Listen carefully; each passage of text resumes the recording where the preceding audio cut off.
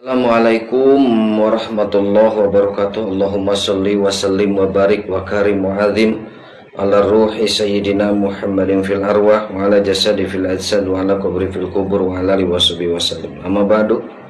Sahabat yang masih mencintai negara kesatuan Republik Indonesia, kenapa Indonesia sebegitu lamanya dijajah oleh Belanda, terus zaman POC sebelumnya, terus Inggris nikah datang kembali, ya, terus Jepang sebelumnya datang 3 tahun, sekarang sama Balawi. Kok kenapa kesannya Indonesia, umatnya ini, pribuminya ini kok kayaknya mudah untuk dijajah?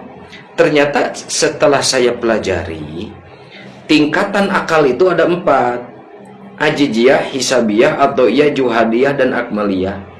Dan ternyata memang sudah sistematis diciptakan bahwa pribumi ini jangan pernah cerdas, jangan pernah pintar. Makanya disuguhkan sejarah-sejarah palsu, bahkan dikooptasi cara berpikir dengan doktrin supaya pribumi tidak boleh cerdas. Akhirnya dipaksa didoktrin tidak boleh berpikir, tidak boleh kritis. Jadi akhirnya apa yang terjadi? Akalnya tidak pernah berkembang karena tidak kritis.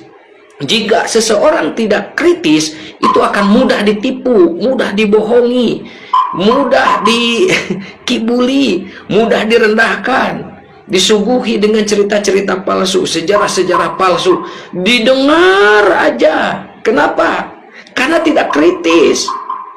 Tapi seandainya orang itu kalau kritis, di saat disuguhi cerita palsu, di saat disuguhi cerita-cerita khurafat, akalnya akan menolak dulu. Minimal dia meng-cross check terlebih dahulu. Nah, ini yang terjadi di masyarakat. Kenapa? Kok begitu mudahnya feodalisme terjadi di Indonesia? Karena itu memang akalnya sengaja diciptakan supaya tidak berkembang, tidak maju, tidak boleh kritis. Begitu. Dengan polemik nasab ini, akhirnya apa yang disuguhkan sama mereka oknum-oknum? Lebih baik mencintai, salah mencintai daripada salah membenci. Itu seperti benar, tapi hakikatnya itu adalah pembodohan, pengekangan terhadap akal supaya tidak boleh kritis, tidak boleh berkembang, tidak boleh cerdas. Begitu sahabat. Ya, ada lagi yang bilang, ngapain ikut-ikutan urusan nasab? Itu bukan bagian kita. Itu dikekang otaknya supaya tidak boleh kritis, tidak boleh berkembang, tidak boleh pintar, akhirnya tidak tahu urusan itu ini, sehingga masih tetap bisa dibodohi. Seandainya para tokoh masyarakat termasuk pemangku agama ada kepedulian untuk mencerdaskan masyarakat, mencerdaskan umat, dan agar terbebas dari penjajahan, suguhkan saja. Daripada kalian salah mencintai, cross check aja, tabayun aja, coba kalian kaji, kan lebih baik seperti itu. Itu kan mencerdaskan umat, bukan malah dikooptasi, dikapitalisasi. Ini kan pembodohan. Oke, supaya tidak melebar sahabat, yang selanjutnya, kenapa pribumi Indonesia seolah-olah kok masih tetap mau dijajah, kok tetap ada feodalisme, ada penjajahan intelektual, penjajahan tentang kasta. Kenapa masih tetap berjalan sampai dengan detik ini? Ini yang selanjutnya, karena pribumi masih senang dan tertipu dengan kedok. Nih, casing, jubah, udeng-udeng seperti ini. Masih banyak yang tertipu. Pribumi menilai bahwa orang yang bergaya seperti ini itu ulama. Tidak. Di India, di Arab yang gaya seperti ini, mengembala kambing, mengembala onta, manjat pohon kurma, petani. Begitu sahabat, tertipu. Ulama itu bukan dicerminkan dari casing seperti ini, bukan jubah, bukan gamis seperti ini. Apa? Kata Allah, innama yakhsyallaha min ibadihil ulama. Pribadinya, dirinya, ruhaniyahnya, keimanannya selalu takut kepada Allah. Gitu. Itu yang kepalanya penuh dengan ilmu pengetahuan. Begitu. Ilmunya penuh, wawasannya penuh. Itu ulama. Nih makanya pribumi, kenapa masih terjadi feodalisme di negeri ini? Karena masih memandang bahwa casing ini itu sebagai gambaran yang bukan itu. Kopimu kurang kental, dolanmu kurang adoh, perjalananmu kurang jauh.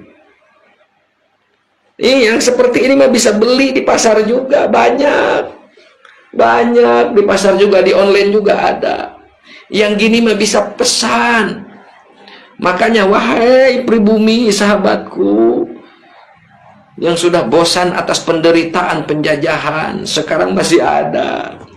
Jika kita semuanya ingin bebas dari feodalisme, dari penjajahan, jangan pernah menilai siapapun seseorang dari casing. Lihat guru besar Gus Baha, meskipun pakaiannya sederhana, peci hitam, digitukan rambut begini, tapi ilmunya, siapa dari kalangan habaib yang mampu menandingi keilmuannya Gus Baha? Sampai dengan detik ini siapa? Tunjukkan. Tolong ini masuk di kolom komentar. Siapa? Ada ulama sepuh tuh di Cidahu, Abu Yamuh tadi, yang menguasai 12 fan keilmuan dalam Islam. Yang di dunia ini sangat jarang seorang ulama yang menguasai berbagai macam fan keilmuan. Kebanyakan seseorang hanya spesifik menguasai satu bidang saja, tapi Abu Yamuh tadi sampai menguasai 12 fan keilmuan, bahkan lebih. Makanya beliau mendapat gelar Malikus Syafi'iyah, rajanya madhab Syafi'iyah di saat sekarang. Lihat gayanya, biasa saja. Ngajinya nggak pernah keluar negeri, 30 tahun sama bapaknya sendiri. Tapi lihat kemampuan dalam penguasaan fan keilmuan dalam bab-bab dalam agama Islam. Jarang seseorang yang memiliki kemampuan seperti itu. Ayo sahabat, kembali lagi supaya tidak melebar. Semoga ini jadi penutup dan menjadi pencerahan kepada siapapun yang menonton video ini, bahwa Allah itu tidak melihat jasad, tidak melihat casing. Innallaha la yanzuru ila ajsamikum. Allah itu tidak melihat casing, penampilan, meskipun pakai imamah, meskipun pakai jubah, pakai jas, Allah tidak melihat itu. Meskipun pakaian yang sederhana, Allah tidak melihat itu. Ya, innallaha la yanzuru ila suwarikum. Bagaimana pintarnya komunikasi, retorika, cara berbicara, Allah tidak melihat itu. Ya, innallaha yanzuru ila qulubikum. Yang Allah itu lihat isi. Jadi sahabat jangan tertipu dengan casing, jangan tampilan luarnya, tapi lihat perbuatannya. Apa yang dia bicarakan sesuai nggak dengan amal perbuatannya? Itu yang dilihat. Sekarang berbondong-bondong karena melihat, wah, baju kebesarannya seperti Nabi, pakai jubah, pakai imamah, tapi akhlakul karimah, kerjaannya dawir, kerjaannya provokasi, ngajak perang, menghasut, ujaran kebencian. Kan seperti itu isinya. Jangan tertipu. Berbondong-bondong, mencintai habaib. Wah, ini duriah Nabi. Nggak tahu sejarah Indonesia mencatat mereka terlibat penindasan terhadap pribumi karena mereka anteknya Belanda, karena mereka dibawa oleh Belanda ke Indonesia. Kalian mati-matian membela habaib.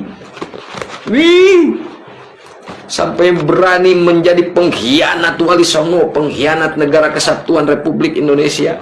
Engkau wahai para pembela Balawi, nggak sadar bahwa gurumu dihina, dilecehkan, direndahkan. Telapak kaki Habib yang kotor, yang hina, yang penjinah, yang maksiat, itu lebih mulia katanya telapak kaki Habib yang kotor daripada kepala kiai yang pakai sorban. Gurumu dihina, gurumu dilecehkan. Engkau telah tahu ilmu agama, cara sholat, cara ibadah sama ulama pribumi. Gurumu dihina, kau diam saja.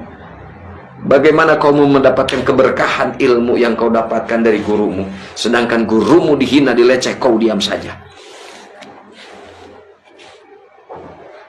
Allah itu tidak melihat casing tampilan, tidak melihat retorika bicara, banyak hujah, banyak dalil. Enggak. Yang sebenarnya yang Allah lihat itu adalah hatimu dan amal perbuatanmu. Sesuai enggak apa yang dibicarakan. Sedangkan mengaku duriah, bicaranya dalil, kesana kemari retorikanya bagus, tapi amal perbuatannya tidak sesuai dengan apa yang diucapkan. Bukankah itu orang munafik? Bukankah itu munafikun? Selamat datang kebenaran. Bebaskan wahai sahabatku semuanya dari feodalisme berkedok agama, penjajahan berkedok duriah. Hakikatnya itu ingin menjajah intelektual dan martabat kita sebagai pribumi. Merdeka. Wallahul muwaffiq ila aqwamit thoriq. Hadanallahu wa iyyakum ajmain. Wassalamualaikum warahmatullahi wabarakatuh.